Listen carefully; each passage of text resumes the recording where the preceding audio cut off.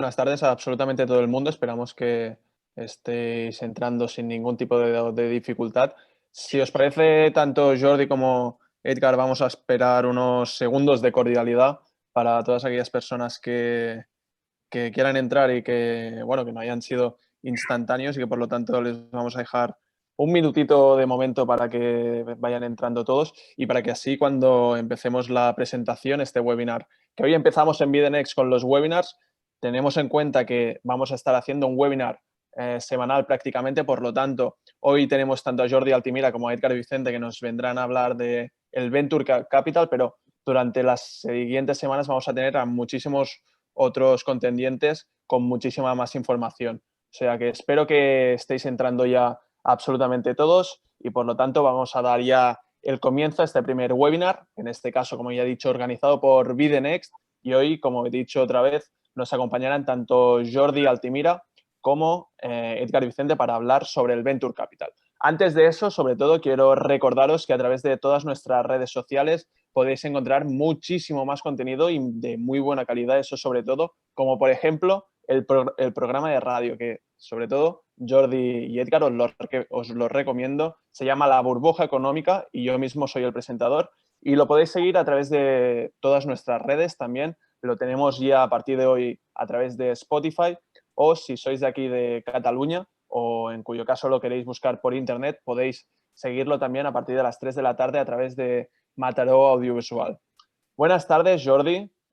Quiero que te presentes rápidamente a todos nuestros espectadores sobre qué es lo que haces y sobre las empresas que diriges. Bien, buenas tardes y gracias por la invitación. Bien, yo un poco pues montamos hace en 2012 un Venture Capital que se llama Lánzame Capital, que hemos invertido en 40 startups, donde está casos de éxito como Cantox, como Novidad, Blingo Kids, Verse, o proyectos que han ido y han traccionado bien. Y también a finales de 2016 pues fundamos Absorb, que es una consultora que se dedica a ayudar a startups a financiar su crecimiento con la mínima dilución posible, con la mínima cesión de equity y participaciones que acceder, es decir, como concepto. Y eso es un poco las dos actividades que venimos desarrollando y que, bueno, con crecimiento, en Advisor tenemos ya 400 clientes y es un mundo muy interesante el de la emprendeduría digital, ¿no? Y en eso, en esos dos ámbitos estamos trabajando en este sentido. De acuerdo, muchísimas gracias. Ahora serás tú el primero de los dos en contarnos rápidamente. En 25 minutos aproximadamente, recordamos la estructura, serán 25 minutos primero por parte de Jordi Altimira y posteriormente 25 minutos aproximadamente también de Edgar Vicente contándonos qué es lo que hacen en su empresa. Pero antes de nada, Edgar, preséntate tú también. ¿Quién eres y qué estás haciendo ahora mismo? Muy bien, pues gracias. Un placer estar aquí. Yo soy Edgar Vicente, me considero emprendedor e inversor, he estado en los dos lados de la balanza, digamos. Recientemente, hace unos meses, vendí mi primera startup a la vez que acabé la carrera, que se llamaba Diola. Y ahora pues acabamos de fundar junto a un fondo inglés que se llama ProFounders Capital, mano a mano, un fondo focalizado en pre-seed, en early stage, muy early, en iniciativas en startups digitales en toda Europa, donde invertimos tickets de hasta 25.000 euros siendo el primer inversor de las compañías, usualmente en emprendedores jóvenes. Entonces es un poco un brief de lo que hago. De acuerdo. Entonces estamos viendo ya rápidamente, supongo que todos nuestros espectadores lo habréis visto que son dos empresas que se dirigen ambas a un público diferente. Vamos a empezar primero por Jordi Altimira, que es un poco la definición de lo que conocemos hasta ahora como Venture Capital. Todo tuyo, Jordi. Por lo tanto, como he dicho, 25 minutos aproximadamente. Si te pasas un poco, no pasa absolutamente nada, pero intentamos acotarnos a este tiempo para posteriormente poder responder todas las preguntas que nos vayan haciendo los espectadores a través del chat, ¿de acuerdo? Muy bien. Un poco, ¿queréis que os cuente nuestra actividad como Venture Capital o cómo Sí, ¿cómo queréis que funcionáis? lo orientemos así? Sí, exacto. Bien. Genial. A ver, esta es una industria muy ubicada en un nicho de lo que son las finanzas, ¿no? Yo trabajé 5 años en banca de inversión en Londres, del 2006 al 2008 viví lo mejor de la banca de inversión y del 2008 al 2011 pues lo peor, ¿no? Una de las peores crisis financieras del siglo, ¿no? Entonces, yo en ese periodo en banca de inversión trabajaba con muchas tipologías de activos, renta fija, renta variable, incluso alternative investments, pero no había trabajado desde el ámbito del venture capital. Dentro de los alternative investments, pues es un asset class muy concreto, muy particular, ¿no? Que en ese sentido, pues no es poco habitual. De todas maneras, sí que siendo un asset class muy particular, todos los asset class a la hora de invertir tienen fundamentalmente dos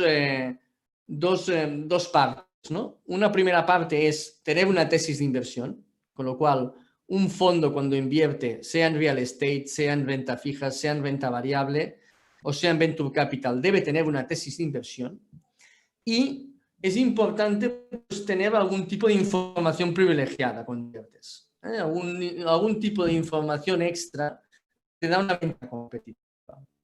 En el mundo de las inversiones más cotizadas, esa información es muy compleja de obtener. En cambio, en el mundo del venture capital es más fácil, por la simetría de la información.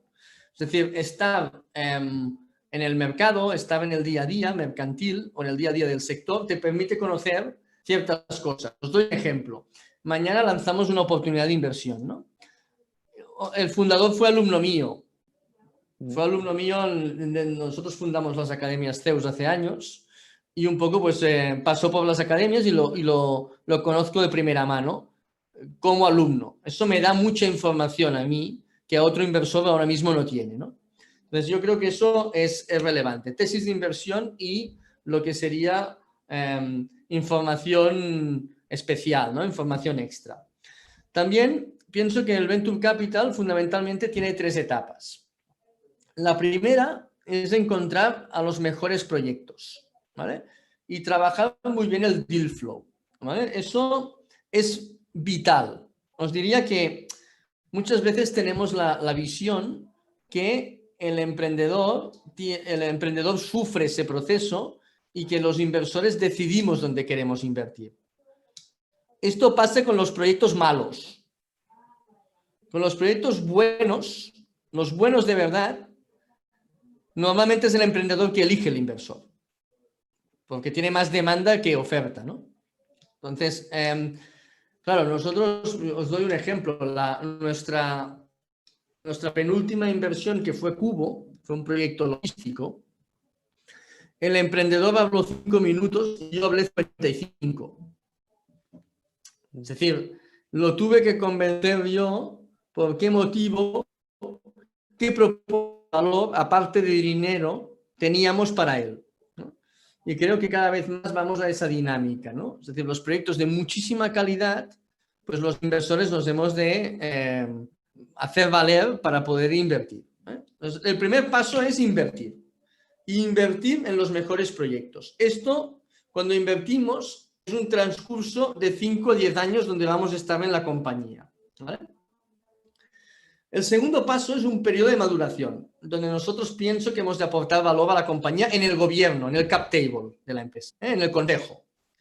Y aquí, tener un buen inversor, un equipo de buenos inversores, es una forma de dar continuidad a la empresa y es una forma de hacer crecer la empresa.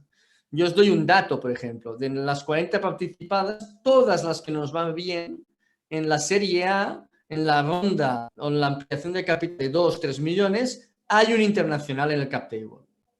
Eso es relevante. Es decir, el inversor ayuda a definir el éxito del proyecto. Evidentemente, los protagonistas son el equipo fundador, pero el inversor también tiene un peso. Invertir bien, madurar bien el proyecto. ¿Nosotros cómo ayudamos a nuestra cartera? Pues con nuestra especialidad, que es ayudar a financiar el crecimiento de las empresas con la mínima dilución. Por eso, pues conocemos a más de 150 Venture Capitals a nivel mundial y para nosotros es fundamental, pues, ayudar con ese propósito a los fundadores, ¿no? Y el tercer objetivo del Venture Capital es desinvertir. Nosotros, por suerte, ya hemos podido desinvertir de 5 proyectos con una buena rentabilidad, ¿no? Desinvertir no es algo que se produzca por azar. Es decir, de la misma forma que hay que trabajar mucho la inversión, hay que trabajar muchísimo la desinversión. Y hemos de entender que este es un negocio que compramos participaciones de empresas a una valoración para venderlas más tarde, al cabo de 5 o 10 años, a una valoración mucho mayor. Y que esa acción, esa participación se haya revalorizado. Este es nuestro trabajo, ¿no? Entonces, la desinversión fundamentalmente se produce por 4 motivos, ¿no? En primer lugar, por una salida a bolsa, cosa que en Europa cuesta más, ¿eh? Un IPO, ¿eh? En Estados Unidos tenemos todo el mercado del Nasdaq, tenemos una bolsa dedicada a tecnología, ¿no? Un stock exchange dedicado a tecnología. Nosotros en Europa lo tenemos, pero es poco ágil y poco eficiente, ¿no? La segunda forma de desinvertir es que el cash flow que genere la empresa sea tan importante que pueda comprar las participaciones del inversor. Eso en una startup es poco probable. Es poco probable y yo solo lo he visto 2 veces en mi vida, ¿vale? En España. La tercera forma de desinvertir es que la empresa se venda, que haya una operación de money. Y la cuarta forma es que se cree un secundario. Es decir, que si nosotros invertimos en seed, en fases iniciales, la empresa vaya creciendo, se vaya financiando con otros fondos más grandes que nosotros y llegue un día que pongamos el caso que estamos en una serie B y la empresa necesita 20 millones para tirar el business plan adelante. Y hay 4 fondos que quieren poner 6 millones porque es un proyecto muy bueno. Encima de la mesa hay 24 millones, pero el equipo emprendedor solo necesita 20 para tirar el proyecto adelante y no se quiere diluir más. Captar inversión no es gratis. Cuando tú captas inversión privada, das participaciones de tu empresa. ¿Qué es lo más sagrado que tú tienes como empresa? Es tu equity, tu propiedad. Entonces tú estás cediendo una parte de tu empresa. Bien, puede ser que el equipo emprendedor diga, yo necesito 20 millones, no quiero 24, no quiero ceder más participaciones de mi proyecto. Entonces hay 4 millones extra que están encima de la mesa y esos 4 millones compran a los inversores iniciales con una valoración evidentemente mucho mayor a cuando ellos invirtieron. Esa es la salida más clásica que un Venture Capital tiene actualmente en Europa. ¿De acuerdo? Con lo cual, claro, nosotros hemos de comprar en participaciones de empresas que vamos a vender más adelante a fondos más grandes que nosotros. Con lo cual, hemos de saber qué van a comprarnos. Hemos de saber en qué les gusta invertir. Hemos de saber qué tendencias miran a la hora de captar inversión. Entonces, todo esto es un poco el ciclo global que nosotros miramos en el Venture Capital, ¿no? Bien, entonces, volviendo a la tesis de inversión, ¿no? Cada fondo tiene la suya. Nosotros tenemos la nuestra. Por ejemplo, nosotros invertimos fundamentalmente en fintech y en software as a service y un poco de mobile. No tenemos ni idea de biotech, no tenemos idea de deep tech. No, hay muchos verticales que no sabemos nada. Proyectos industriales tampoco los conocemos. Con lo cual estamos especializados mucho en unas métricas que miramos de proyectos fintech, SaaS y mobile, ¿vale? Esto es donde estamos realmente en este sentido centrados, ¿no? Las tesis de inversión pueden ir modificándose en el tiempo y en los años, pero hay que tener una. Y es importante que los emprendedores conozcan la tesis de inversión de los fondos. Pienso que es fundamental. Es fundamental que a la hora de realizar un fundraising, a la hora de levantar dinero, los fondos de inversión, ¿vale? Los equipos emprendedores conozcan en qué invierte cada fondo. Y para ver en qué invierte en cada fondo no hay nada mejor que observar el portafolio de invertidas, en qué han invertido previamente y mirar qué les ha ido bien y qué les ha ido mal. Pues por ejemplo, nosotros el FinTech nos ha ido muy bien. Hemos desinvertido de Novicap, hemos desinvertido de Verse, hemos invertido en Cantox, que es un gran proyecto, un proyecto muy bueno. Hemos invertido en Nemuru, mañana presentamos otra FinTech, con lo cual, oye, nos gusta mucho el FinTech. Pues es muy probable que si recibimos deal flow de FinTech lo miremos de forma mucho más cuidada que de otro tipo de vertical que no nos haya ido tan bien. Es importante dominar estos aspectos a la hora de levantar capital privado.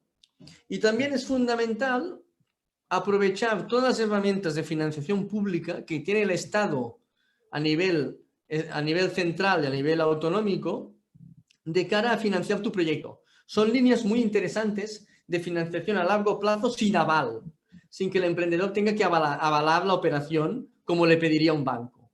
Eso sin duda ayuda mucho a levantar más caja sin tener que tú ceder participaciones. Eso creo que es muy relevante, muy importante, ¿no? Nosotros hemos aprendido mucho en estos años a la hora de trabajar con emprendedores muy brillantes, ¿no? Es decir, hemos invertido en proyectos muy sólidos y también de la parte de consultoría de ver pues 400 empresas cómo crecen, ¿no? Como PAC, mira, la semana pasada pues PAC levantaba 45 millones de euros y es un proyecto que vimos desde la parte de consultoría desde bien los inicios, ¿no? O sea que realmente pues es muy el aprendizaje de otros inversores con los que coinvertimos y de todos los equipos emprendedores de los cuales vemos es significativo. Creo que he sido muy emprendedor en el mundo no digital. Yo vendí una empresa en Londres hace años de consultoría, ahora hemos montado otra consultoría. Veo una gran diferencia con el mundo digital. Normalmente emprender es ir a una montaña rusa constante, ¿no? El mundo digital es lo mismo, pero con una mayor velocidad. Encima vas montado en un Fórmula 1 en esa montaña rusa, ¿no? Eso requiere pues, equipos muy complementarios, eso requiere pues, equipos muy preparados y equipos que sean capaces de dos cosas, aparte de los equipos más tradicionales. Que sean capaces de crecer en personas de forma muy acelerada, es decir, invertimos cuando hay 10 personas en el equipo y al cabo de 2 años hay 80 en esa empresa. Y eso es un crecimiento tan descomunal que genera unos conflictos humanos importantes.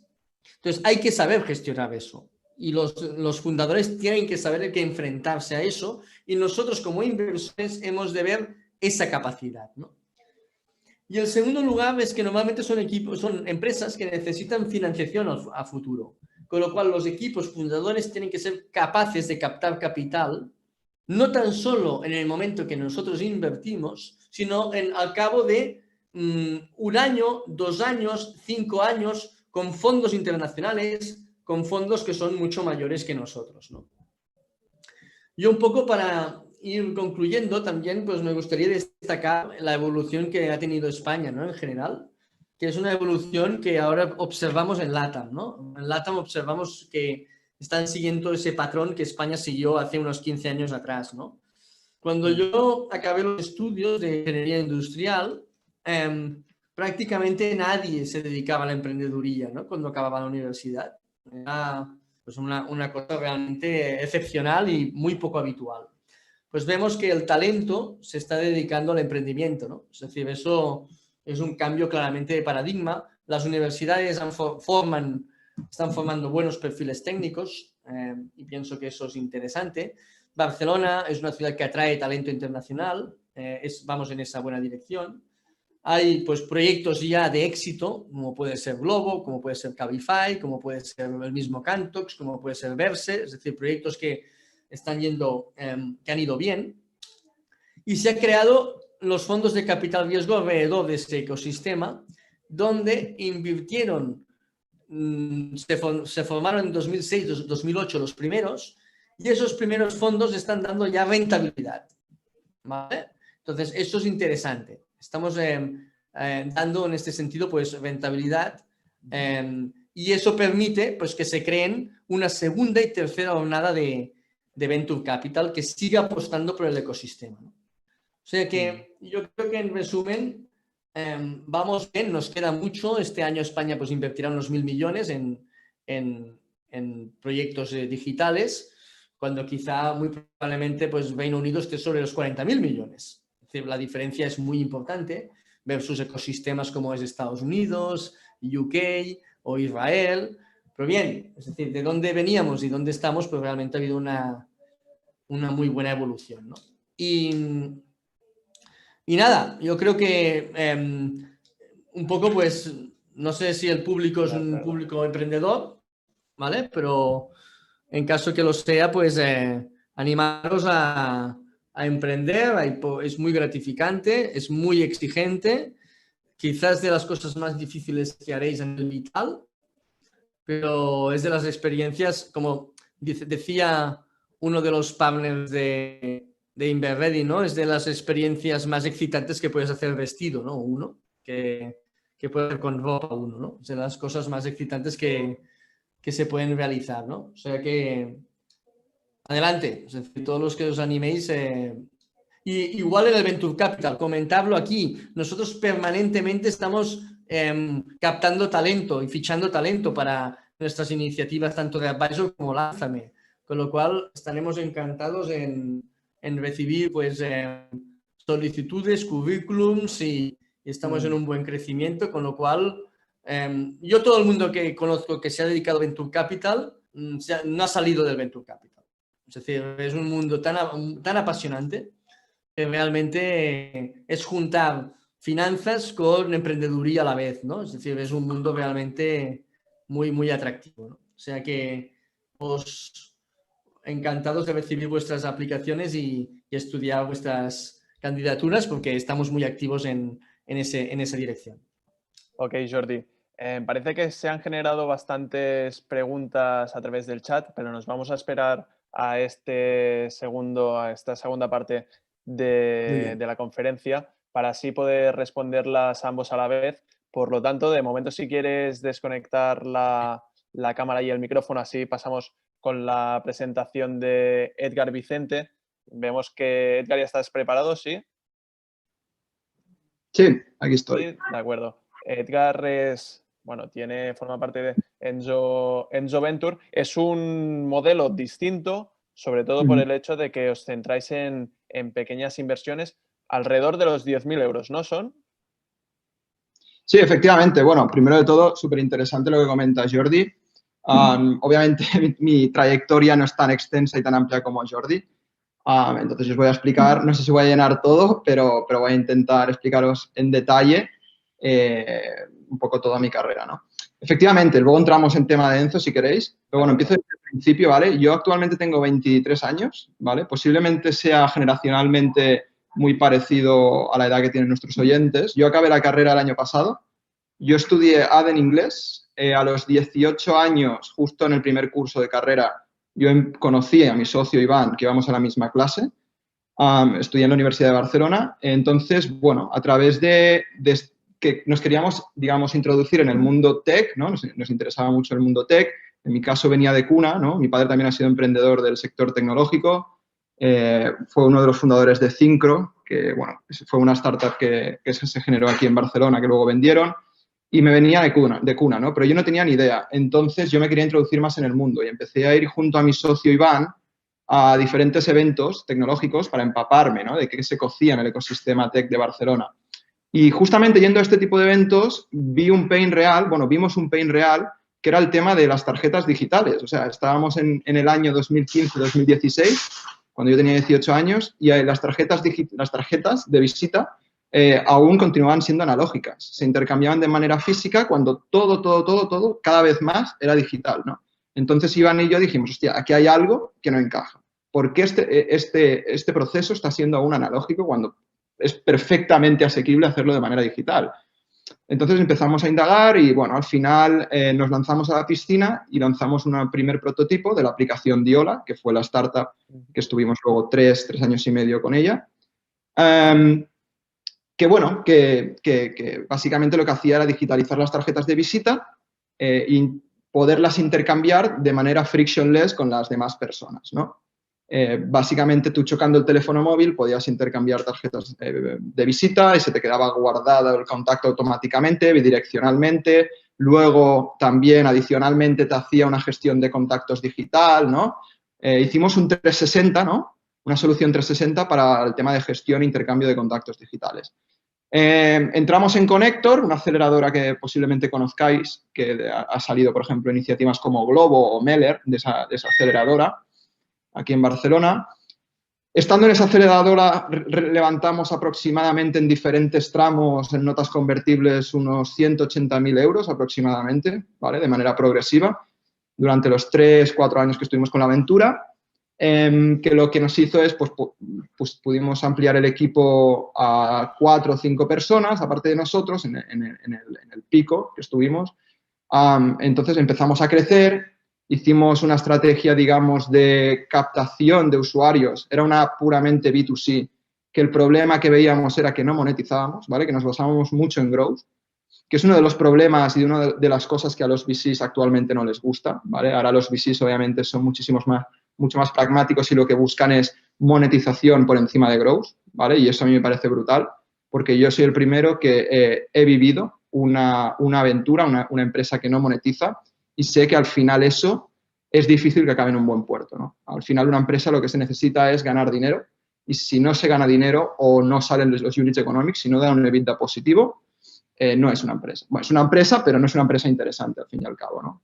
Entonces, claro, era nuestro pain principal. Entonces, bueno, hicimos mucho growth, hicimos estrategia de captación muy buena, haciendo partnerships con organizadores de eventos, a nivel local en Barcelona. Hicimos un partnership con Movistar Centra, hicimos otro partnership con WeWork, donde se generaban muchísimos eventos semanalmente, ¿no? Y nos posicionábamos como la herramienta digital disruptiva que brindaba una experiencia al usuario dentro del evento diferente.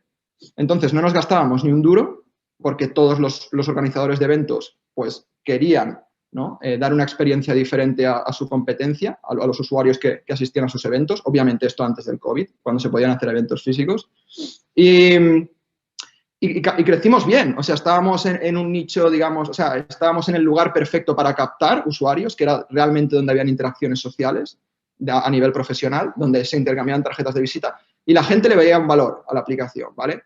Pero obviamente no monetizamos y tampoco, después de hacer, digamos, un extenso research y pruebas empíricas de si esto podía ser monetizable a nivel B2C, es decir, cobrar una cuota recurrente al usuario mensual para todo el tema de gestión de contactos, intercambio, pues nos dimos cuenta que no, que esto no podía, no, o sea, no te pagaban por esta solución, ¿no? Entonces nos vimos forzados a empezar a pivotar, digamos, y a encontrar un modelo de negocio paralelo donde podamos monetizar, ¿no? Entonces, obviamente, la transición natural que toman todas las empresas B2C es pasar al B2B, que es realmente donde se gana dinero de verdad, ¿no?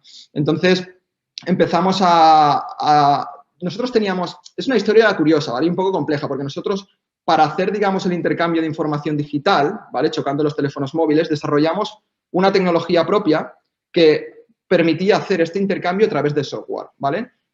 Básicamente lo que hacíamos era cuando el acelerómetro del móvil notaba un choque de dos móviles, en el cloud se registraban una serie de variables a nivel tiempo, etcétera, etcétera, que macheaba los dos terminales e intercambiaba datos en el cloud. Ese algoritmo tenía diferentes casos de uso aparte de ese, ¿no? Se podía hacer para pagos, ¿no? Tú podías hacer un pago chocando móviles, se podía hacer para verificaciones de procesos, sustituyendo firmas, ¿no? Se podía hacer para muchos tipos de casos de uso, ¿no?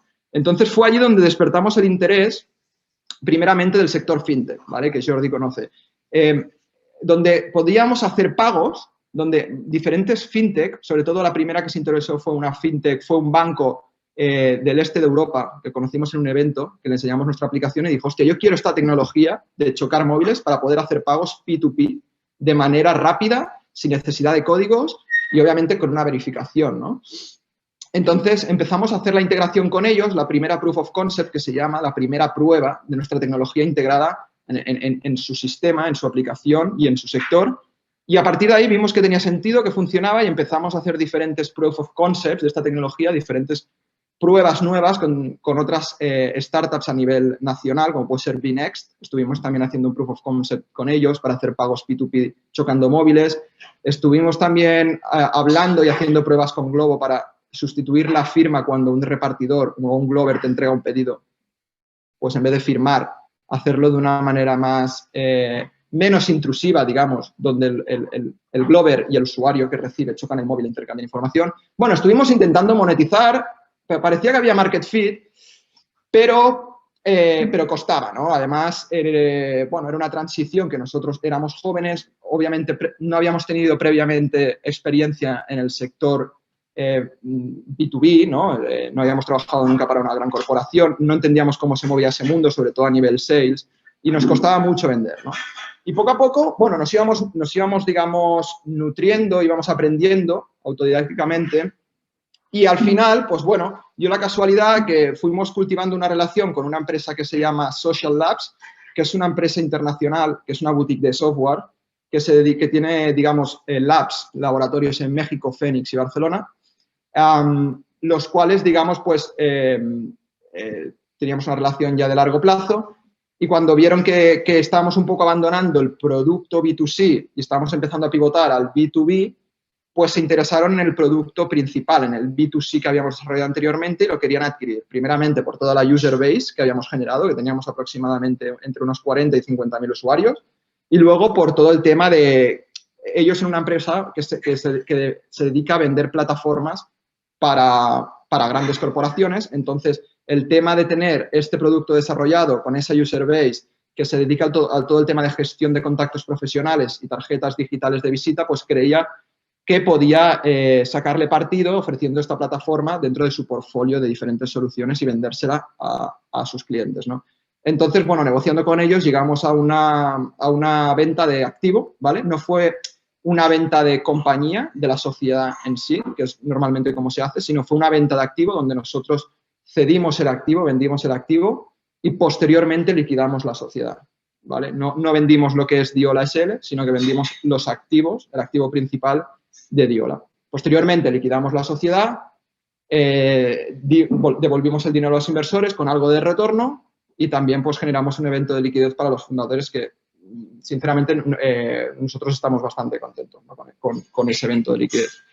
Entonces, bueno, hago un paréntesis. Antes yo de fundar Diola, que se me ha olvidado, yo estuve en Glovo con 17 años, de los 17 a los 18, cuando Glovo estaba, digamos, levantando la serie A.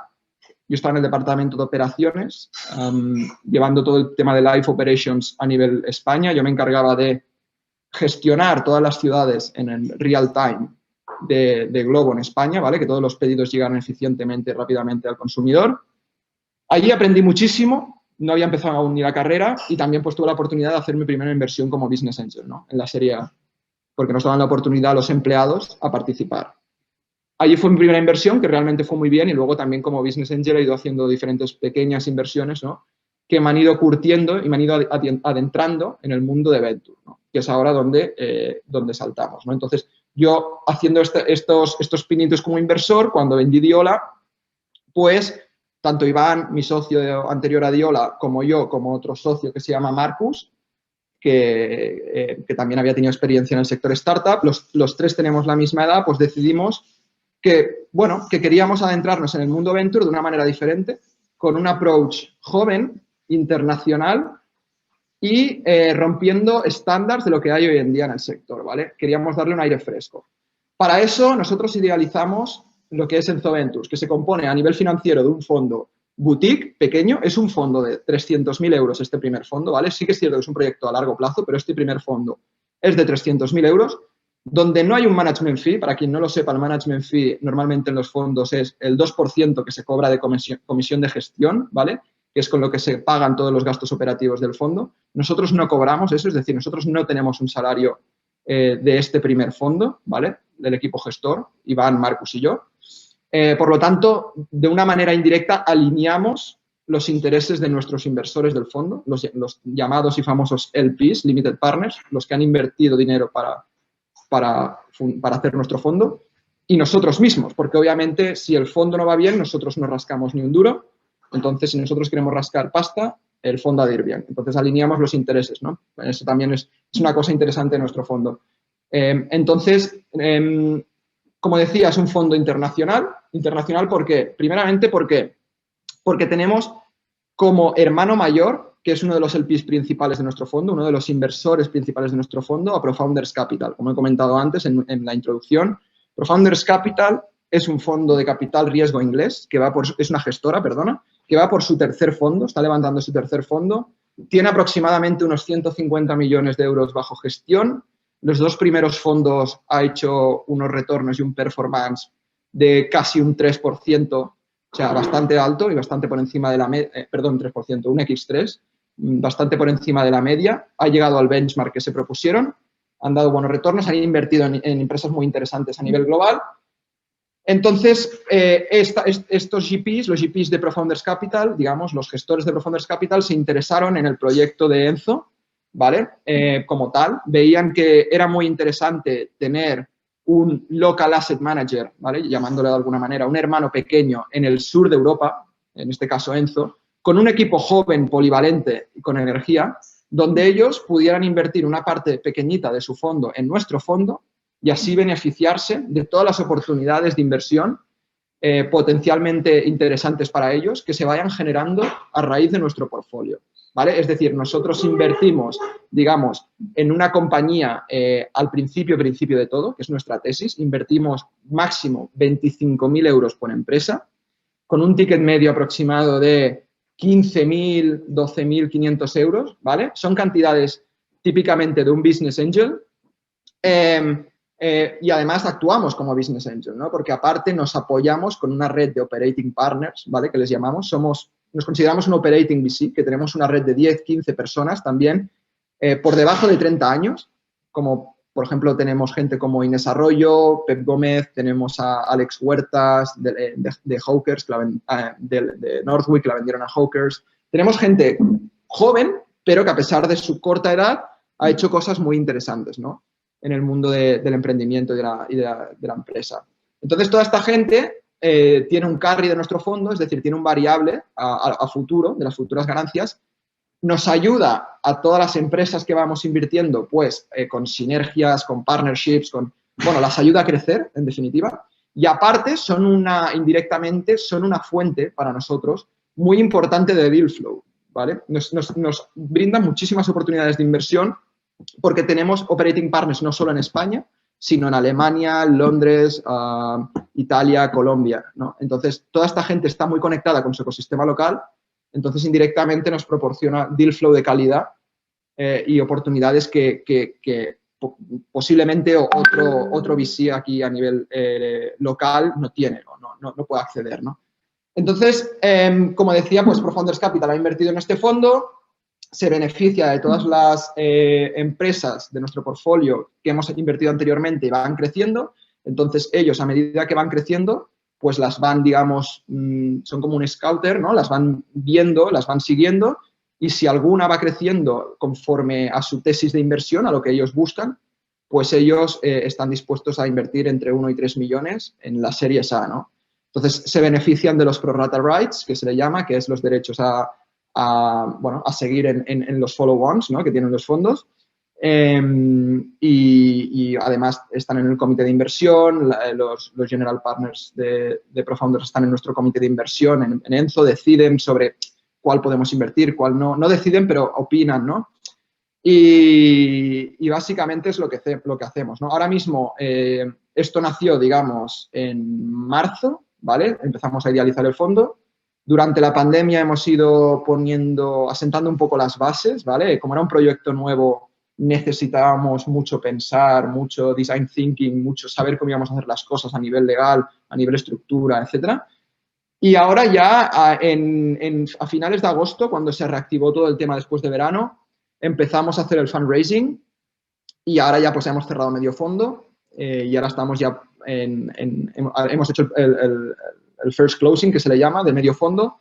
En enero haremos el cierre completo, el second closing completo. pero nosotros ya, o sea, a partir de ya estamos operativos y de hecho ya en las próximas semanas se anunciará nuestra primera inversión, que tiene toda la pinta que va a ser una empresa extranjera de fuera de España, ¿vale?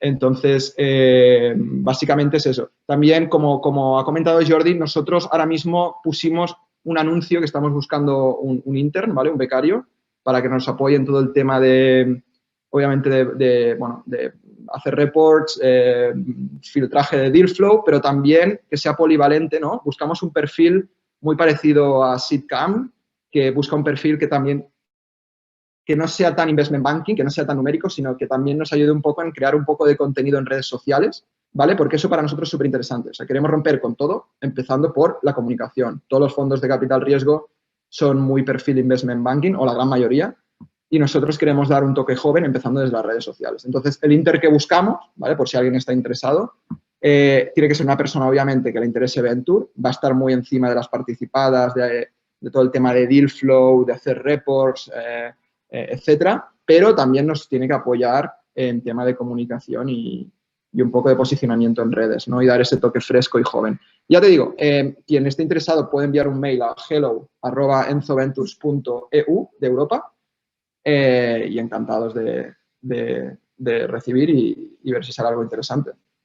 De acuerdo, bueno, ya lo habéis escuchado, o sea que si queréis entrar a hacer de becario con Edgar y Vicente, tenéis las puertas abiertas, o sea que los oyentes a lo mejor han venido aquí a solo aprender y saldrán de aquí incluso con unas prácticas y ya veremos si posteriormente, incluso con un trabajo.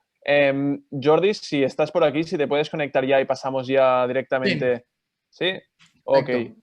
Pues mira, ya os tenemos aquí a ambos. Nuestros oyentes nos han ido lanzando preguntas durante ambas exposiciones. Por lo tanto, lo que vamos a hacer será, yo os comento algunas de las preguntas que nos han dicho y ambos tenéis que dar vuestro punto de vista y si tenéis algún tipo de objeción o un punto de vista distinto al otro, si os veis con la libertad de rebatirlo o cualquier cosa como vosotros veáis, tenéis toda la libertad por nuestra parte, o sea que vía libre. Si queréis, lo organizamos que primero responde, por ejemplo, Jordi, luego Edgar y a la posterior pregunta Sí. cambiamos el orden, así lo hacemos más ecuánime. Por mí, perfecto, si estáis ambos de acuerdo.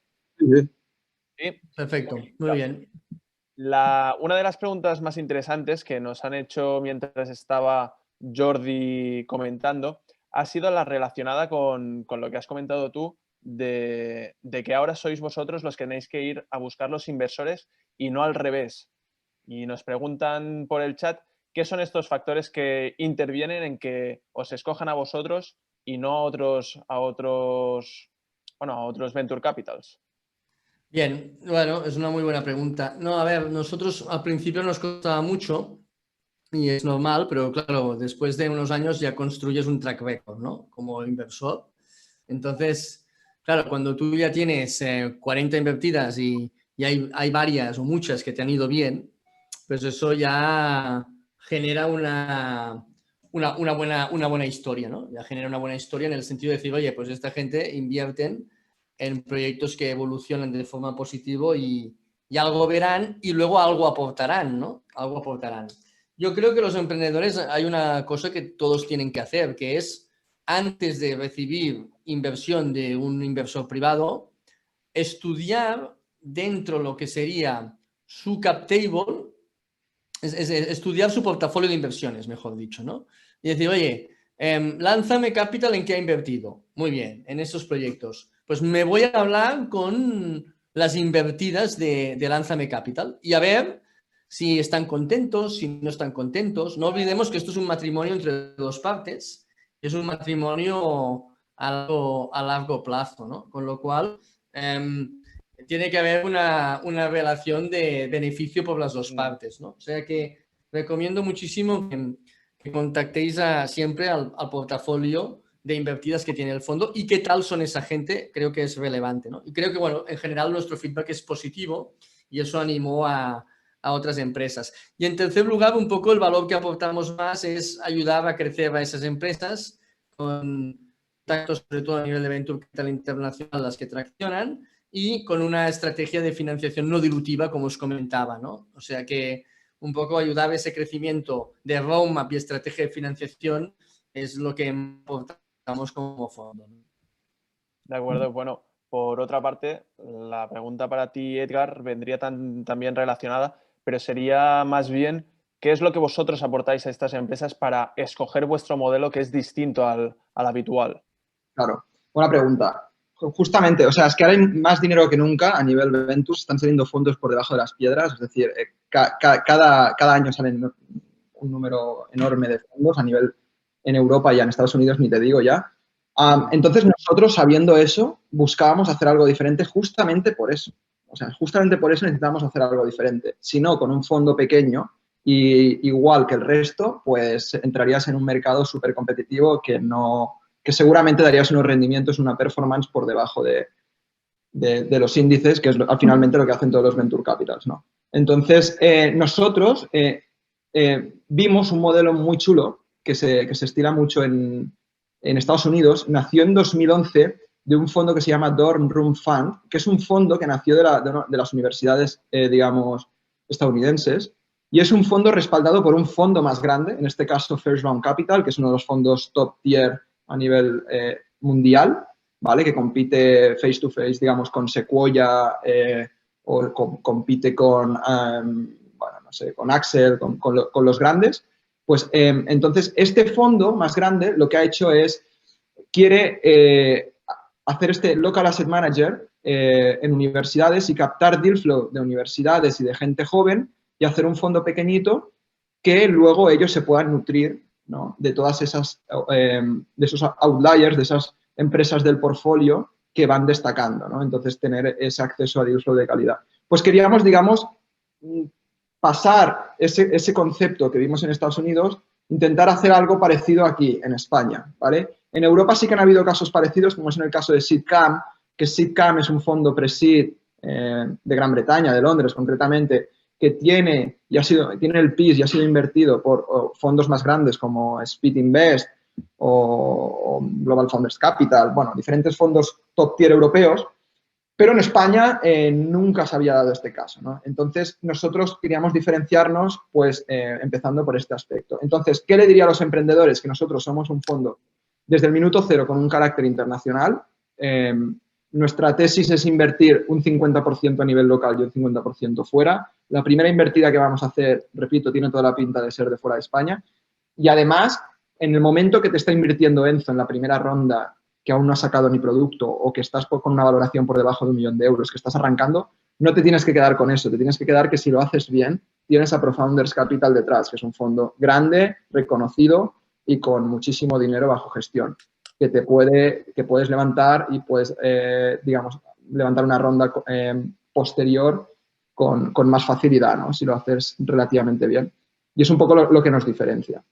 Bueno, para ti esta segunda pregunta también. Edgar, vosotros nacisteis en marzo, pero supongo que la situación del coronavirus también os ha afectado de alguna manera. No sé si esta primera inversión que llega ahora en noviembre ha sido tan tardía, entre comillas, por culpa de la situación que hemos vivido.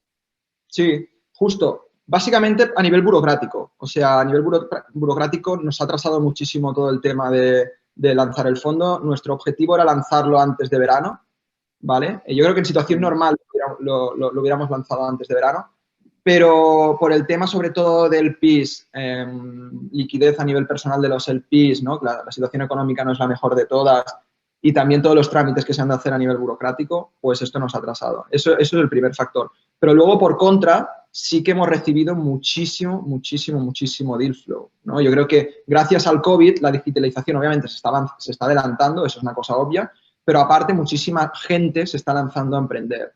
Por A o por B, porque ha perdido su trabajo lamentablemente, o porque B, o porque tiene más tiempo libre, o por lo que sea, pero estamos viendo que cada vez más gente, hemos visto un cambio brusco digamos, de gente que se está lanzando a emprender. Jordi, supongo que vosotros también, pese a que estabais en otro punto de vuestra vida de la empresa, os ha tenido que afectar sí o sí de la misma manera, ¿no? Sí, pero yo también lo diría que esta es una crisis que ha afectado muy positivamente a nuestro sector, pienso. Es ¿Sí? decir, la digitalización en global pues ha sido positiva. Bueno, nosotros lo vivimos con esas 40 participadas y esos 400 clientes, ¿no? Entonces, nos encontramos en marzo en una situación de shock total, donde tuvimos que entrar con un trabajo de planes de contingencia en las empresas muy, muy agresivo, es decir, de intentar pues, tapar esa hemorragia que teníamos en ese momento. Creo que fueron 8 semanas de shock, de centrarse en portafolio y centrarse en clientes. A partir de aquí, pues nosotros tuvimos la iniciativa de hacer muchos webinars relacionados con el mundo del Venture Capital, invitar un poco a todos los fondos y que expresaran un poco pues qué iba a pasar en ese 2020. Y hemos visto a lo largo del 2020 pues que los fondos después de este shock de 8 semanas pues se han vuelto mucho a animar a invertir y hemos vuelto a niveles de inversión incluso superiores al del año pasado, ¿no? ¿Por qué? Pues porque ha habido muchos proyectos que han traccionado muy bien. Todo lo que es el e-commerce o marketplaces, oye, pues casi un sueño, ¿no? Que toda tu competencia offline cierre. Eso es increíble que te pase. Luego, todo lo que son proyectos asociados a la digitalización de la educación, digitalización de la salud, todo lo que son proyectos de health, se han visto muy también favorecidos por la situación actual. Y hay algunos ámbitos que sí que se han visto perjudicados, ¿no? Como puede ser el travel tech. Entonces, los fondos han hecho un poquito de cambio de tesis de inversión, pero han vuelto a estar muy activos. No olvidemos un detalle que antes Edgar lo comentaba, que su modelo era un poco diferente en este sentido. Y también compartimos ese modelo de no tener management fee, y eso también es interesante. Pero la mayoría de fondos funcionan con management fee, con lo cual, si tú cobras un 2% de comisión de gestión a tus LPs, a tus inversores, pues claro, tienes que invertir. Porque si no, ¿cómo justificas tu trabajo, no? Entonces, se veía claro que por ese motivo no se iba a producir un freno a medio plazo, ¿no? Y efectivamente ha sido así. Efectivamente, pues los fondos se han vuelto a reactivar, pero también con lógica, porque realmente es un ecosistema y un sector que realmente se ha visto en general favorecido por la situación actual, sin duda. De acuerdo. Mira, tenemos Jordi también una pregunta que nos lanza Marian Buil, que además de daros las gracias y felicitaros por las iniciativas y el trabajo que hacéis, se pregunta qué contenidos tienen que aportar mínimos para presentaros a vosotros para las inversiones. ¿Qué es lo que se os tiene que presentar para que vosotros podáis realizar estas inversiones en sus empresas? ¿Sí, empiezo? No, Jordi primero. Vale. Bien. No, aquí nosotros un poco lo que pedimos normalmente en los inversores es un investment deck, es una presentación de unos 12-14 slides, no más que eso.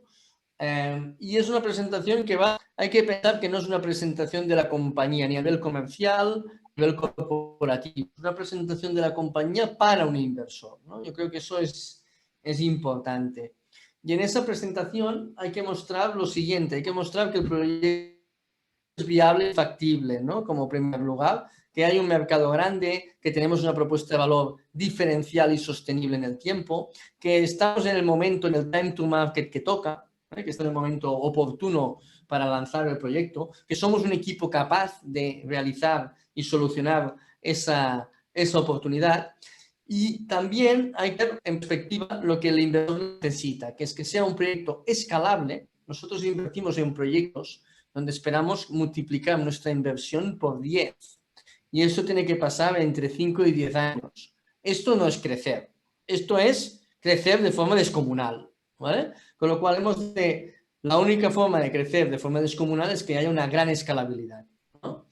Y también nos da como inversores en ese documento nuestra posibilidad de salir, de desinvertir. Como antes os indicaba, pues tenemos 4 formas de desinvertir y hemos de ver de qué forma nosotros podemos desinvertir con rentabilidad, ¿no?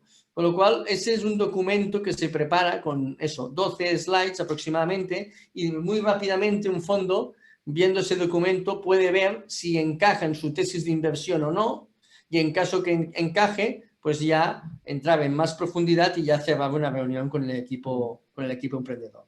Edgar, no sé si vosotros optáis por la misma dinámica o si aportáis alguna característica distinta. Bueno, nosotros obviamente entramos bastante más antes que Lánzame. Entonces nosotros lo que buscamos mínimo es hablar con el emprendedor y que nos venda su visión.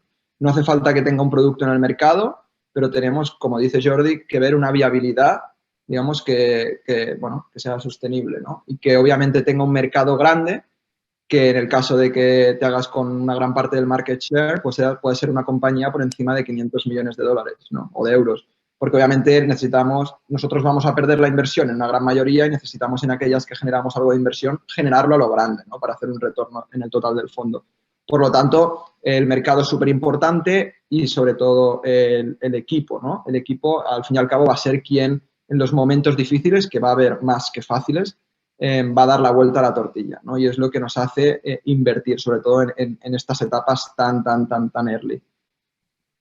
Sí, siguiendo con esa línea de que vosotros sois una empresa de que os fijáis mucho antes en este tipo de proyectos, Martín Simón lo que nos pregunta es que, qué opinan ambos, pero sobre todo a mí me interesa tu opinión sobre contactarles antes de ser invertibles según sus criterios. Es decir, nos dice, si yo creo que mi empresa está a 3-4 meses de tener unas métricas atractivas, podría contactar con vosotros para estar en vuestro radar y preguntaros qué esperan a nivel de KPIs de un modelo de negocio como el suyo, o es mejor simplemente llegar al punto de ser invertibles primero y después empezar a contactar con vosotros.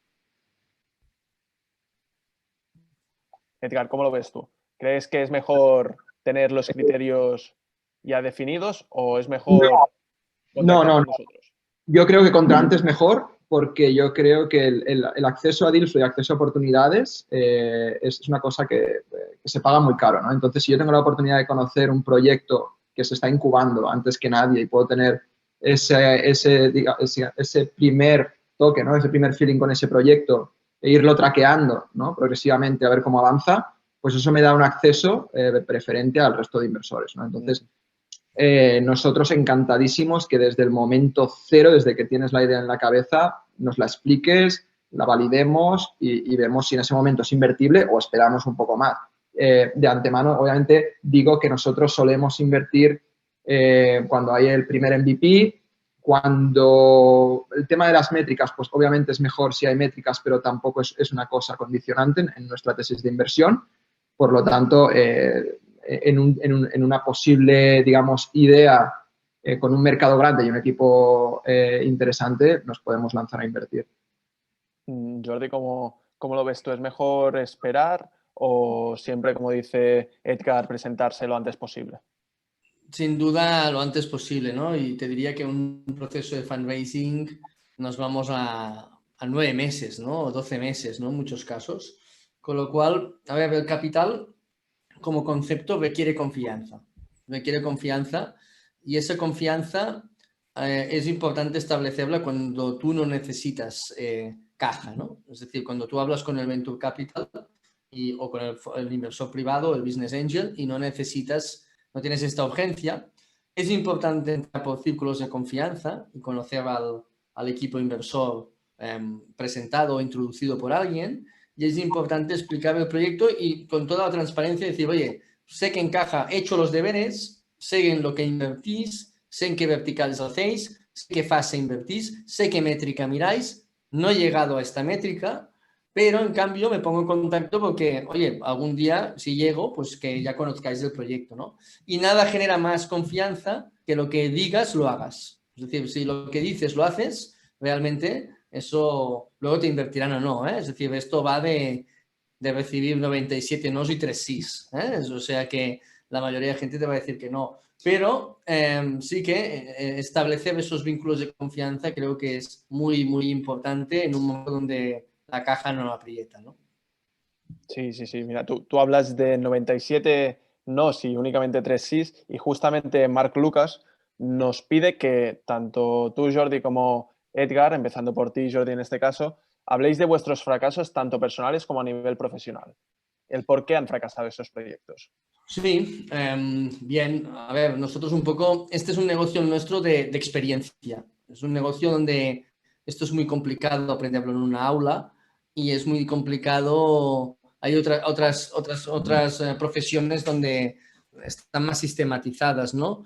Este es un negocio muy de experiencia y cada vez que un proyecto no logra la rentabilidad que queremos, pues hemos de abrir una reflexión, ¿no?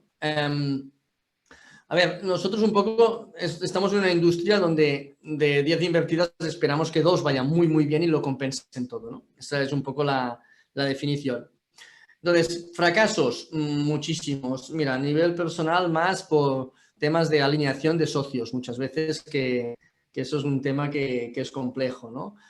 Y que no es fácil. Si analizamos portafolio, pues vemos proyectos que se han quedado muy como zombies, ¿no? Es decir, que han seguido pues estando vivos, pero no dando la performance que esperábamos porque la atracción en este sentido del mercado no ha sido la suficiente. Otros que han levantado muchísimo dinero y han llegado hasta prácticamente Serie C y se han quedado ahí pues porque hubo quizá un momento estratégico donde había que lanzar a Estados Unidos y no lo hicieron en ese momento y el proyecto pues luego le costó mucho captar fondos, ¿no? En fases posteriores. Eso pues también nos puede pasar, ¿no? Y es algo que hemos visto. Otros proyectos que han tenido pues una iniciativa muy potente en lo que sería el desarrollo tecnológico y una visión tecnológica muy sólida, pero en cambio la parte mercantil, la parte más asociada a la atracción, a la venta, pues no ha sido tan bien trabajada o tan bien ejecutada, ¿no? Entonces, a ver, nosotros también, pensad que esto es muy complicado, es decir, es como si emprender ya te digo, es normalmente una montaña rusa, aquí vas montado en un Fórmula 1 encima, entonces eso, la velocidad es frenética y también os diré que de todos los casos de éxito que nosotros tenemos, no ha habido ni uno que no hayamos tenido un momento de preocuparnos seriamente por el proyecto y de pasar momentos de prácticamente concurso de acreedores, ¿no? Con lo cual, una característica de los equipos es la resiliencia y la capacidad de aguantar, ¿no? Esto también lo hemos observado mucho. Las empresas aguantan lo que los fundadores quieren.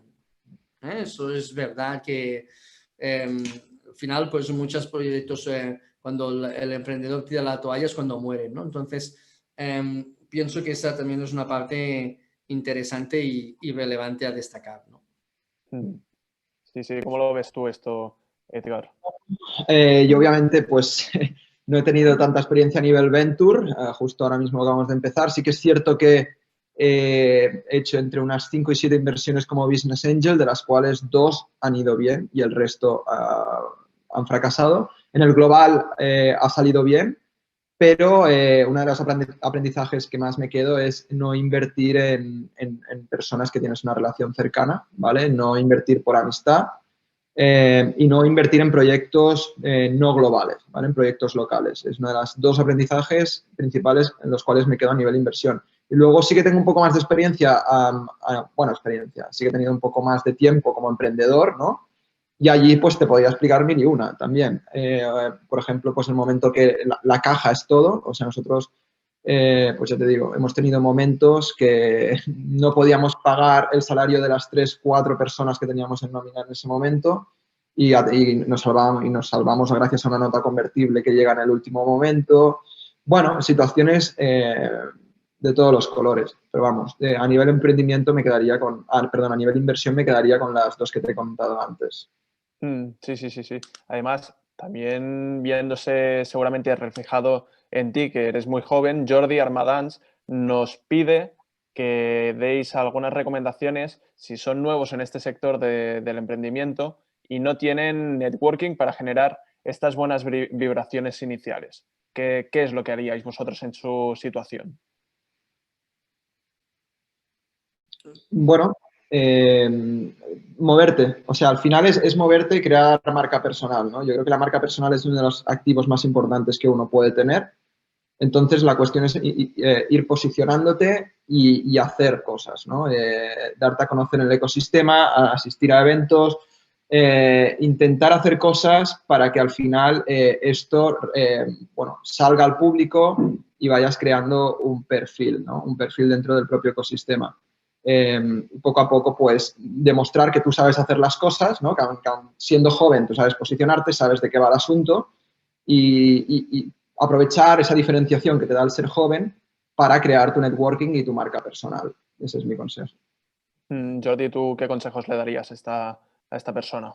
Sí, yo pienso que de la misma forma que pues, hay otros procesos que son relativamente parecidos en una empresa, ¿no? Como puede ser captar clientes, ¿no? Entonces, al final, pues yo creo que aquí la clave es ir creando una red, ¿no? Es decir, ir creando un tejido, ir tejiendo, ¿no? Ir tejiendo una telaraña, ¿no? Como concepto.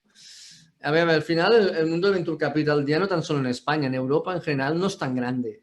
No es un mundo tan extenso, ¿no? Es decir, entonces, yo creo que es un ecosistema bastante accesible en general. Pensad que el Venture Capital vive de los proyectos. Entonces, casi todos los ventures están abiertos a analizar esos proyectos. Eso es su trabajo. En eso creo que es fácil, por ejemplo, una idea puede ser, pues mira, irte a emprendedores, acceder a emprendedores que tengan en el cap table, que hayan sido invertidos por inversores privados y un poco, pues pedirles un poco la introducción o la presentación a esos inversores privados, ¿no? Entonces, normalmente, pues si te llega, no sé, si pongo por caso, ¿no? Tenemos una invertida nuestra que nos presenta un emprendedor, pues seguramente lo vamos a atender pues de forma diferente, ¿no? Porque ya es una invertida que nos hace esa introducción y ya se crea un círculo y un formato distinto que no es un puerta fría para entendernos, ¿no? Entonces, yo creo que es un ecosistema que eso está abierto a hacerlo, pero hay que ser creativo y buscar las fórmulas de ir tejiendo, de hacer un connecting the dots, ¿no? Bien realizado y bien ejecutado, ¿no? De acuerdo, y ya para concluir esta parte de preguntas, la última que vamos a realizar, a no ser que veamos alguna rápidamente de interesante a través del chat, esta es para ti primero, Jordi. ¿Cómo es el futuro del Venture Capital a 5 años plazo o como mucho 10 años plazo? Bien, yo pienso que si hablamos en un contexto más español, yo creo que lo que comentamos, han pasado muchas cosas en 15 años, pero creo que van a pasar muchas más, ¿no? Es decir, y que todavía tenemos mucho reto para igualarnos a otros ecosistemas como puede ser el francés, el alemán o el británico o otros ecosistemas europeos, ¿no? Entonces, ¿qué pienso bueno, pienso que es un ecosistema que va a madurar, pienso que ya tenemos lo que os comentaba, fondos que han dado performance y han dado rentabilidad. Pienso que iremos a una tendencia en ese sentido. También pienso que los fondos que no den esa rentabilidad pues van a desaparecer y eso pues también pienso que tiene mucha lógica que suceda y que que el capital se concentre en aquellos vehículos y en aquellos gestores que realmente pues dan performance. Y creo que también van a salir muchas iniciativas, ¿no? Cada vez veremos iniciativas más verticalizadas y más especializadas, ¿no? Pues mira, la de Edgar es una iniciativa pues que cubre pues un nicho que hace años no se hubiera creado porque no había tanto deal flow. Y ahora pues en cambio hay mucho más deal flow y es un deal flow pues que ellos pues pueden segmentar y atraer, ¿no? Pero también está sucediendo con verticales muy deep tech, con verticales de proyectos salidos de universidades con una alta tecnología, que eso pues antes no había tantos, o proyectos mucho más asociados o fondos mucho más asociados al biotech, que ya tenemos pues fondos muy especialistas en ese ámbito, ¿no? Es decir, habrá una estrategia de verticalización porque cada vez antes había un volumen de proyectos muy inferior y ahora pues cada vez vamos a tener más. Con lo cual, yo veo por una parte crecimiento en volumen de inversión, segmentación en verticales diferentes y concentración en el sentido que van a sobrevivir los fondos que van bien. Esta es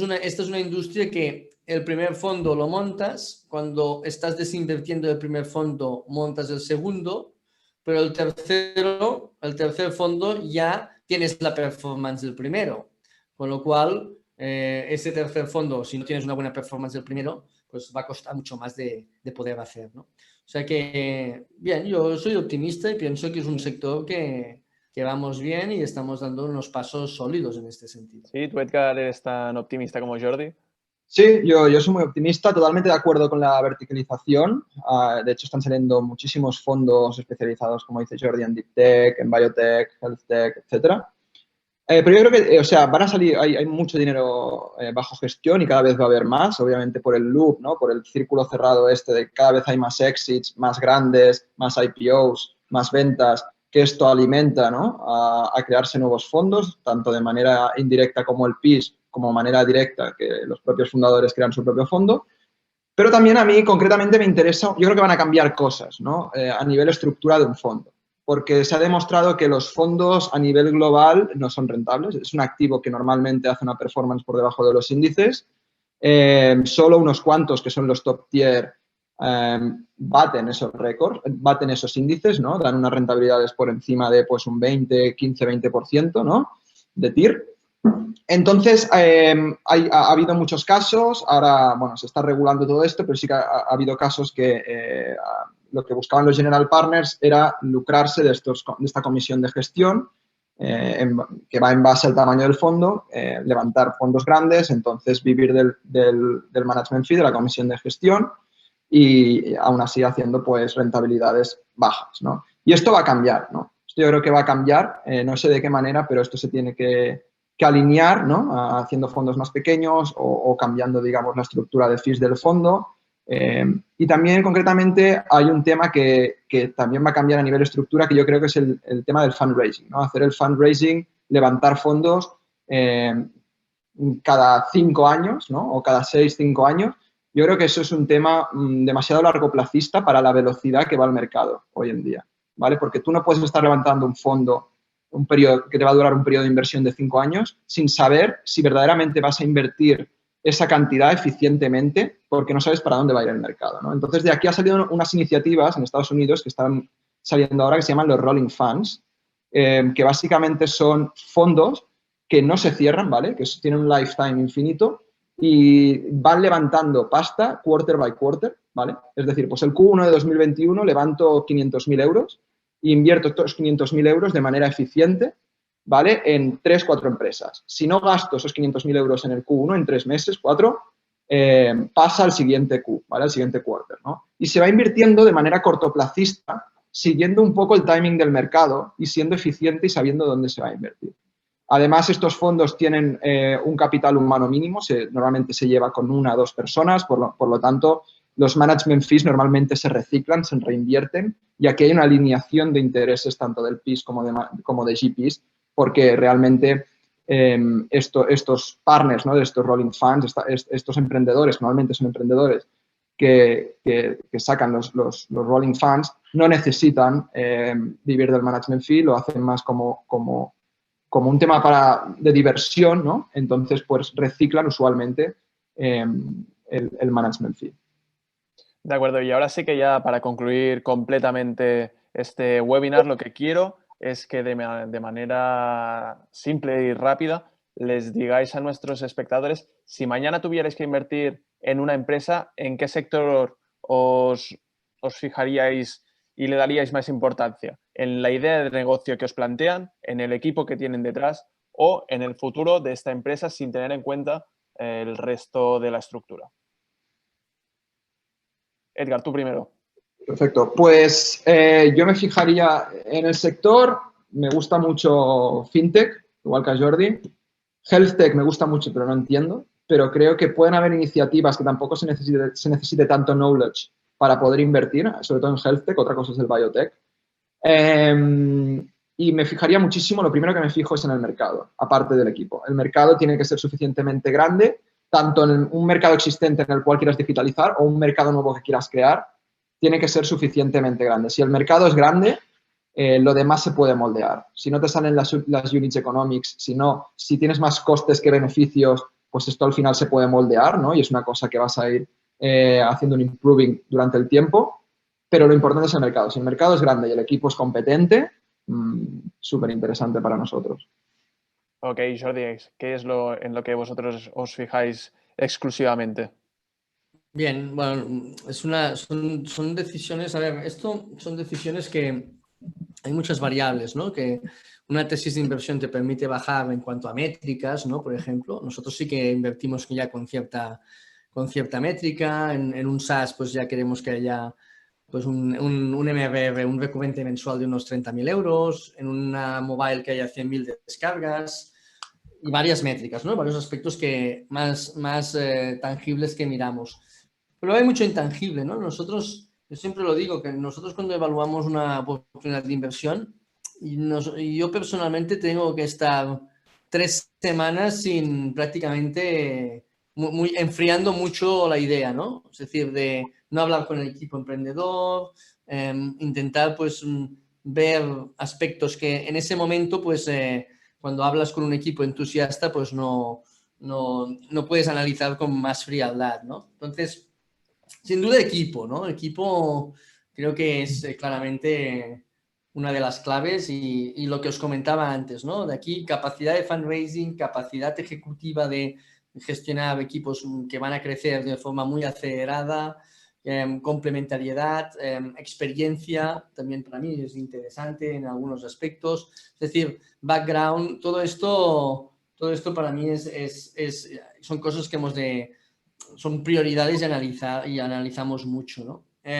Mercado, evidentemente, también la dimensión que sea la suficiente y un mercado pues grande y las posibilidades de desinvertir que tenemos, ¿no? Es decir, cómo vamos a salir de ese proyecto y con qué rentabilidad. Yo creo que aquí pues son los diferentes aspectos que en este sentido analizamos, ¿no?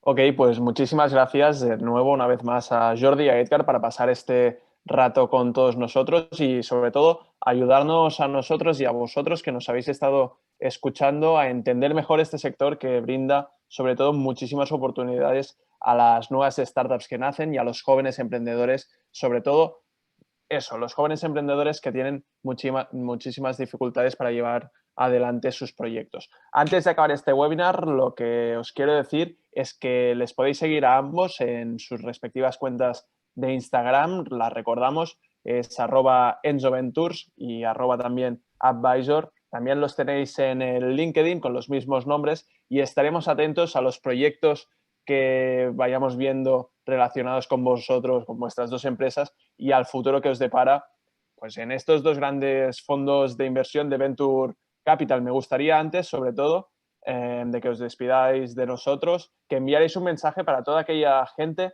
que quiere emprender su idea y no tiene la suficiente confianza para hacerlo. Eso lo veo muy importante, de que les mentalicéis para que quieran invertir, no, mejor dicho, que quieran emprender. Bien, si queréis me lanzo yo primero, rápidamente.